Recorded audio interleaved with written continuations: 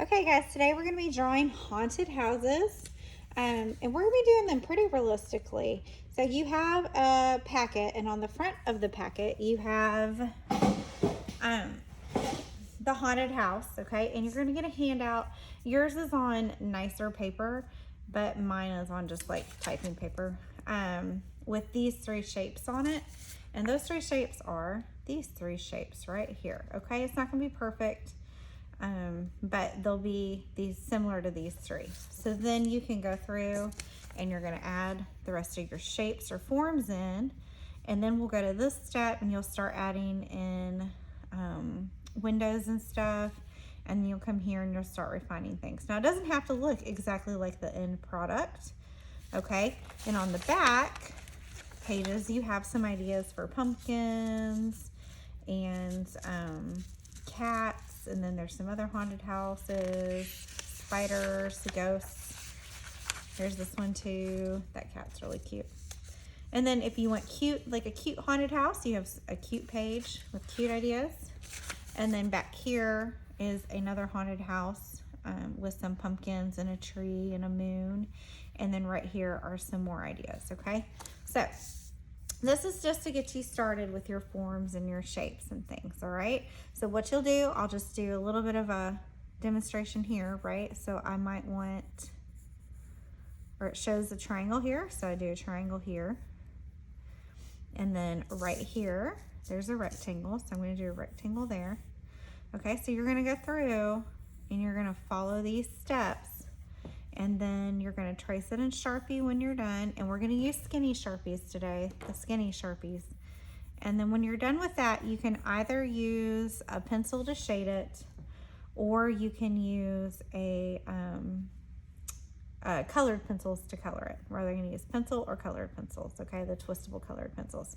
All right, I'm going to take a break, and I'm going to come back and talk to you about, after I draw it in pencil and trace it in Sharpie, about shading it versus coloring it. Okay, you guys, mine is mostly drawn. One thing I wanted to point out is textures. Textures can really help show what the space is. So anywhere where there was a roof, I did that same texture, okay?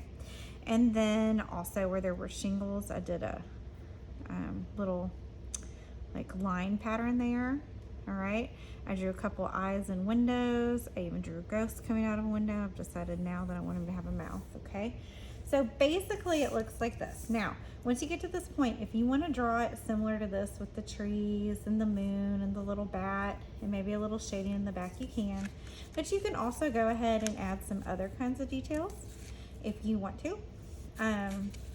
This could be like on a hill with a path coming down, and a cute little cat sitting up here like it's up close, and this is far away, okay? You could do a moon in the background, kind of like this one. You could do more trees and stuff, okay? So I did want to show you, if you want a full moon, we do have some circles, and you could trace a circle on there, so that way your full moon is an actual circle and not just kind of wonky. Okay, so that looks really good. And then you could draw like some little bats or some other things. So I'm gonna go back, I'm gonna do some more details. I think I like the idea of it being up on a hill. So I'm gonna go ahead and draw my hill. And then I like the path kind of coming down the hill, and it's gonna get wider as it comes down. Okay, and then I'm gonna draw some more details. I just wanted to show you those things, all right? And you can do the same. You can make it creative. You can make it just the haunted house in the middle and do some more designs, okay? So I'm gonna finish drawing in pencil and tracing in Sharpie. And then again, if you have time, you can kind of shade it with your pencil, or you can also use a colored pencil, but you may not have time. Okay guys, you may only have time to do the drawing and the Sharpie, because I'm getting ready to do my Sharpie, and that took me quite a while. And that's gonna take me a while to Sharpie it too. So I'm gonna use a regular Sharpie and a skinny Sharpie, okay? The regular Sharpie is so that as I'm tracing, for example, when I trace this doorway, if I wanna go ahead and fill that doorway in dark, so that it's dark like in the instruction sheet, then a regular Sharpie is going to be better because it won't take as long, okay? But you also still need a skinny Sharpie for small details. Or like when I'm doing my tree, I want those branches to be thick and black. So I might use a regular Sharpie for that. And then I might use a skinny Sharpie for smaller branches or this cute little owl that I have drawn out here, okay? So you're gonna have a regular Sharpie and a skinny Sharpie, and I want you to Sharpie it. And then I think that's all we're gonna have time for today. And next week we're gonna have a different project. So we're gonna Sharpie it and we'll leave it as a black and white drawing. They're gonna look really cool.